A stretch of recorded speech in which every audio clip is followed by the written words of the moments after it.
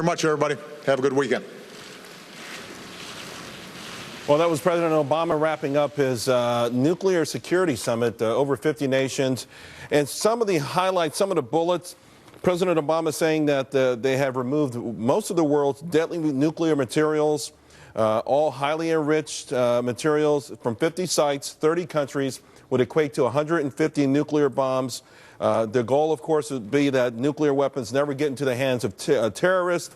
In the United States, he talked about new steps, training, fewer facilities, also getting rid of or jettisoning materials that could equate to 5,500 nuclear bombs, and Russia doing the same, that would equate to 20,000 nuclear bombs, along with new detection systems and other things.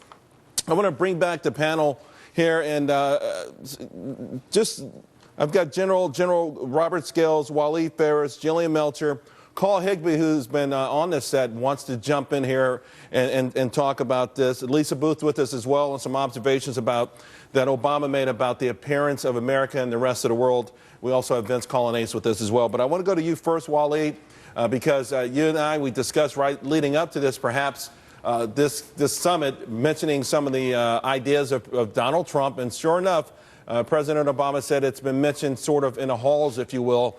But his comments were interesting in the sense that he essentially said that Donald Trump, with whom you're on his foreign policy team, doesn't know much about foreign policy, nuclear policy, the Korean Peninsula, or the world in general.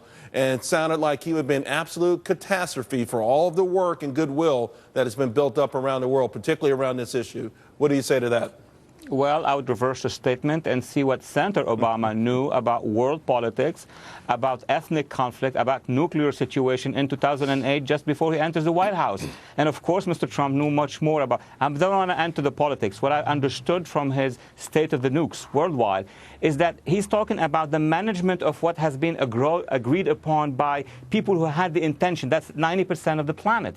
START 1, 2, 3, all these organizations have agreed, and they have executed this. The problem is not that. The problem basically are the new emerging crisis. And the new emerging crisis in the 90s, he mentioned that quickly, India and Pakistan are still under control, but the conflict may reverse this. The more important ones is North Korea, Iran, and the uncontrollable situation with ISIS. Right. That is the real challenge, not those who are implementing agreements. General Scales, on that note, I was really shocked. One of the questions was about the Iran supreme leader actually complaining about a lack of business coming into his country after signing this nuclear deal, and then even more shocked when President Obama seemed to go to bat for him.